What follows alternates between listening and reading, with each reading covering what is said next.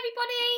We are nearly at the end of our book. We're at chapter 45 today. I'm only going to read one chapter today because 46 and 47, which are the last two chapters, 47 is very, very short, so it'd be quite pointless for me to do that on its own. So what I'll do is I'll read 45 today, and then, what day is it today? Tuesday? Wednesday? No, I think I might read them all now. Otherwise you're going to have to wait till after the bank holiday weekend to find out, because this is being filmed for Thursday. Okay, I'm going to read all of the chapters then. 180, page 180 to page 194. So today we are going to finish the book. There you go. That's how organised I am this morning. Apologies for my minute-long rambling to start our book today. So chapter 45. We have just finished chapter 44 and Jeff and Bradley are on their way to the birthday party. So chapter 45. Bradley watched Jeff poke his finger into the doorbell and heard it ring inside the house. Then there was a loud scream. A moment later, Colleen opened the door. Happy but he sang, but stopped when Jeff elbowed him in the side. This is for you, Jeff said, handing Colleen his present. This is for you, said Bradley, as he did the same. Ooh, what is it? She asked. It's Bradley started, but Jeff elbowed him again, so he shut his mouth. They followed Colleen into the house. You're not supposed to tell her what you got her, Jeff whispered. But she asked. She's supposed to ask, but you're not supposed to tell her. Don't tell anyone. Bradley nodded like he understood, but of course he didn't. Hello, Bradley, said Melinda. He looked to Jeff for help. Hello, Melinda, said Jeff. Hello, Melinda, said Bradley. Colleen's mother came in and led everyone out to the backyard. A picnic table had been set up on the patio with paper plates and cups. Bradley chose a seat and sat down. What my! This boy must be hungry, said Colleen's mother. The girls laughed. Bradley looked around, puzzled. He was the only one sitting down. He quickly rose, bumping against the table. A paper cup fell onto the ground. As he bent down to pick it up, he knocked over his chair. The girls were hysterical. Bradley looked around helplessly. Amy picked up the cup and Dina set the chair right. We don't eat yet, Jeff explained as Bradley made it safely from the table. First, we have to play games. Bradley turned pale. Just do whatever I do, said Jeff. A large dog dashed out through the back door and jumped up on Bradley, putting his muddy paws on his clean shirt. Bradley nearly fell over. Chicken, get down, scolded Colleen's mother. Chicken had wiry red hair and a square face. He got down, but stayed by Bradley's side. Chicken's usually afraid of everybody, said Colleen. Bradley patted his head, glad Chicken liked him. Mrs. Verigold split the group into two teams for a relay race. She put Jeff and Bradley on separate teams because she said it wouldn't be fair for the two boys to be together. Bradley lined up with the other members of his team. He was in the middle. Amy and Betty were in front of him. Judy and Dina were behind him. On the other team, Jeff was talking to Colleen. Bradley wondered if he should talk to one of the girls on his team, but he didn't know what to say. Besides, they were all talking to each other. He petted Chicken. On your mark, said Mrs. Verigold. Get set. Go! Suddenly the race started and everyone on his team was screaming. Come on, Amy, go! Run, Amy, faster! He watched Amy run and touch a tree at the end of the yard and then turn around and come back. She slapped Betty's hand and then Betty ran toward the tree. Run, Betty! Everyone except Bradley shouted. Slow down, Betty, he whispered to himself, hoping his turn would never come. He turned around. Judy was behind him, yelling to Betty. Do you want to go next? He asked her. Stick your hand out, she hollered back. He spun around and stuck his hand out just in time. Betty slapped it and he took off. He ran as hard as he could to the tree. Go, Bradley, he heard someone yell. Come on, Bradley. It made him want to run faster than he'd ever run before. Chicken barked at his side. Melinda was running for the other team. She'd started before him, but he beat her to the tree. He almost slipped and fell, but caught his balance and charged back towards his cheering teammates. Come on, Bradley, they all yelled. He slapped Judy's hand and then bent over to catch his breath. He turned and shouted louder than anyone. Go, Judy! Run! Then, come on, Dina! Dina crossed the finish line and everyone on his team jumped up and down. What happened? He asked. We won, said Betty. He jumped up and down too. That means we each get 2 points, said Judy. That was something new. Jeff hadn't told him anything about points. Judy explained it to him. Everybody on the winning team gets 2 points, and everybody on the losing team gets 1 point, Betty interrupted. It would come out the same if they just gave 1 point to the winners and nothing to the losers, she said, but this way the losers don't feel as bad. I'm telling him, said Judy. After each race we trade teams. Then at the end of all the races, Colleen's mother counts up the points, and the girl with the most points gets the first pick from the basket. Then the girl with the second most gets the first pick, and so on. Colleen's mother had a chart with everybody's name on to keep track of their points, explained Betty. I'm telling him, said Judy. Colleen's mother has a chart. Bradley laughed with delight. Are all birthday parties this much fun? He asked. Judy and Betty looked at each other. The only thing that made this party special was the boys, but they couldn't tell that to Bradley. Haven't you ever been to a birthday party before? Asked Betty. Not for a long time. I got kicked out of the last one I went to. Well, if you have any questions, just ask me, said Betty. Or me, said Judy. I've been to more birthday parties than you, said Betty. You have not, said Judy. She hasn't. What about Holly's birthday party? Asked Betty. You didn't go to that one. That's because we were on vacation, said Judy. So you still didn't go. They had to switch teams for the next relay race. This time Bradley was with Betty, Amy, Karen and Melinda. For this race, everyone had to hop on 1 foot. On 1 foot, Bradley exclaimed. He rooted loudly for everyone on his team, and when it was his turn, he heard them all cheer for him. His team won again. You're an excellent hopper, Melinda, he said after the race. You hopped twice as far as Colleen on each hop. Melinda beamed. You're a good hopper too, she said. Colleen's mother marked the points on the chart, and they switched teams for the next race. This time they had to hop on both feet. On both feet? Bradley exclaimed. They continued changing teams for each new race. He and Jeff were never allowed on the same team, and since Colleen always made sure that she was on Jeff's team, Bradley was never with her either. He was glad about that. He felt comfortable with everybody else, but he was still a little scared of Colleen. He was afraid she might ask him another question he wasn't supposed to answer. Laurie was on his team for the backward race. She stood behind him in line and cheered in his ear the whole time. He loved it. He had to shout twice as loud just to hear himself. His ear was still ringing when Mrs. Verigold announced the next race would be a somersault race. The smile left his face. He didn't know how to do a somersault. He looked anxiously at Chicken. But as it turned out, nobody on his team could do a somersault. It was hilarious. Everyone was laughing. When it was his turn, he rolled and flopped in every direction except the way he was supposed to go, and every time he hit the ground, Chicken tried to lick his face. Perhaps he would have done better if he could have stopped laughing. Everybody on the other team was good at somersaults. The teams just worked out that way. Karen was the best. You should be in the Olympics, he told her after the race. She smiled and blushed. Bradley smiled too. Even though his team lost, he thought it had been the most fun race of the day. Plus, when the girls somersaulted in their party dresses, he could see their underwear. Naughty, naughty. Chapter 46. We're nearly there. Colleen's mother told everyone to find a partner for the three-legged race. Jeff and Colleen looked nervously at each other. Judy and Betty paired up. They stood side by side with their arms around each other's shoulders as Mrs. Verigold tied their inside legs together. Laurie and Melinda became another team. Bradley thought they looked twice as funny because Melinda was almost twice as Laurie's size.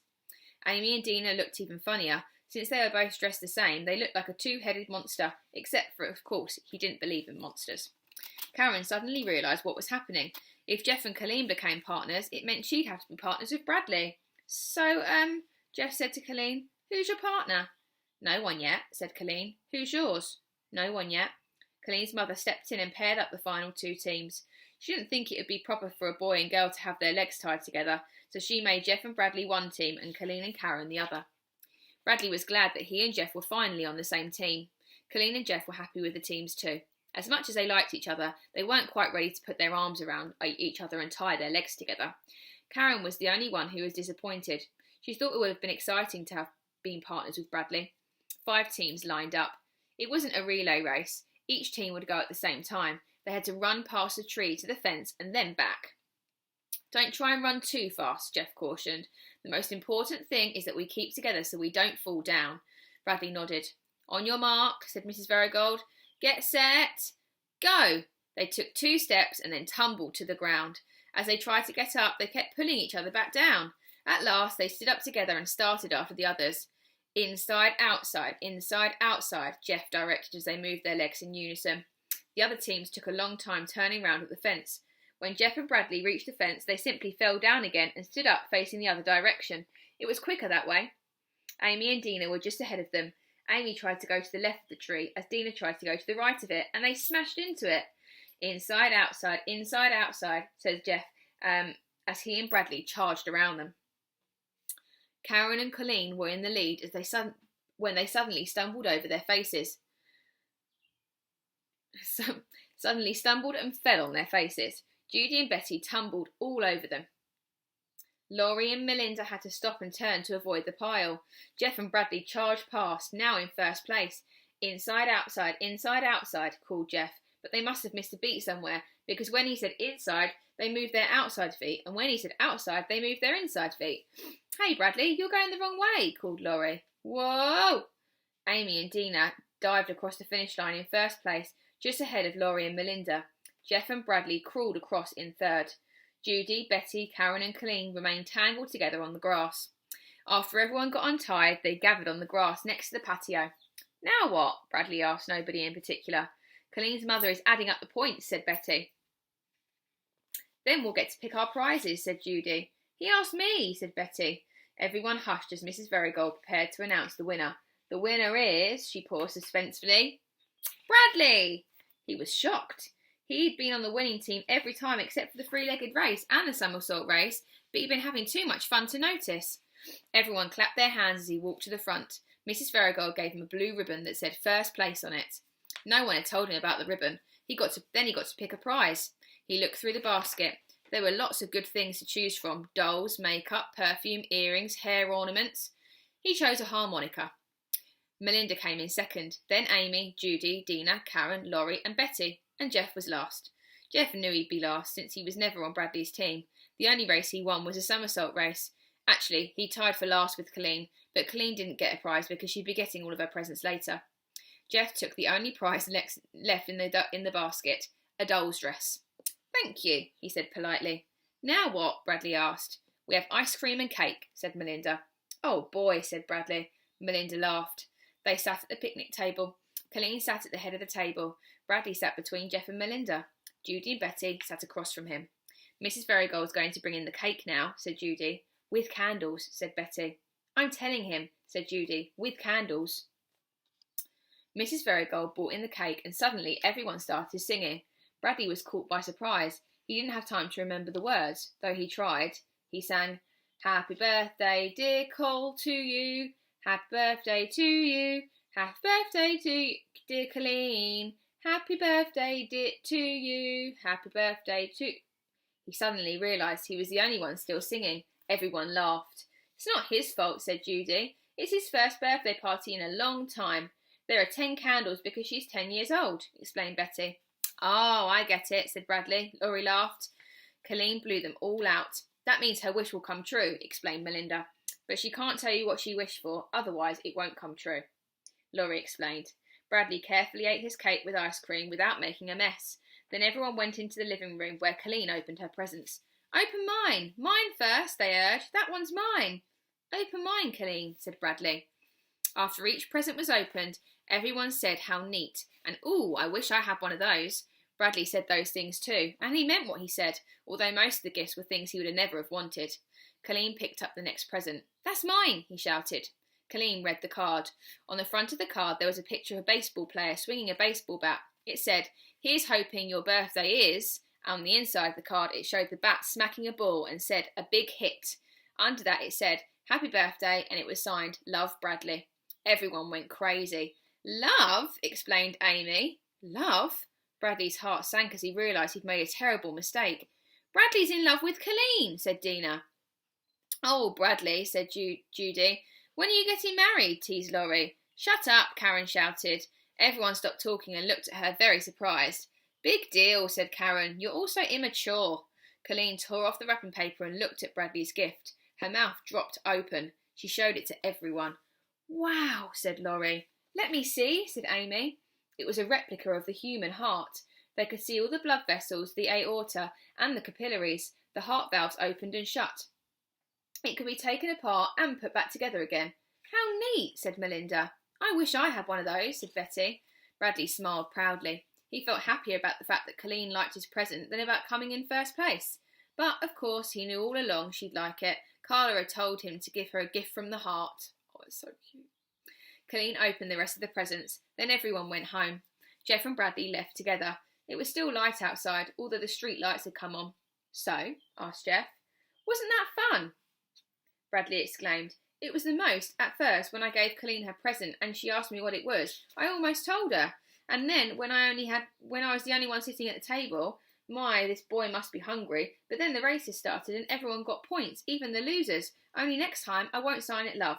Karen's a good somersaulter. Chicken's a funny name for a dog. Maybe if they get a chicken, they'll name it Dog.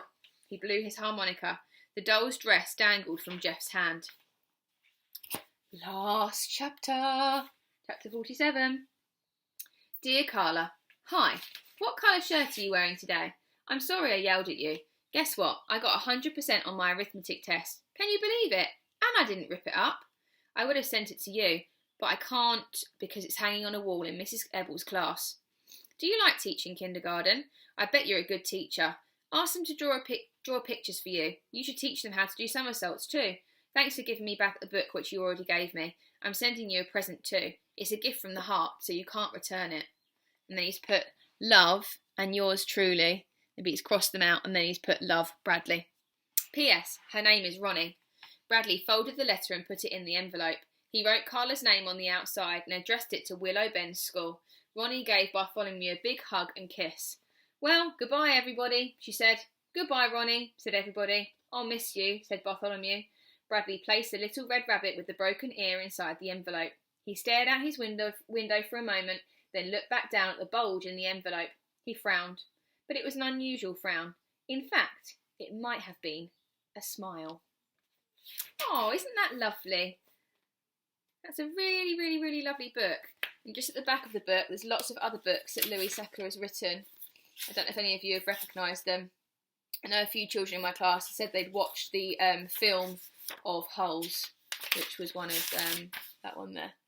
A really nice story. I feel as though him giving the rabbit away at the end to Carla is really him realising how much he's changed and understanding that it's time, to move on and to do something different. And I'm glad he went to the birthday party. I'm sure you'll be glad too. Lots of really, really lovely persuasive letters actually to persuade him to go to the party.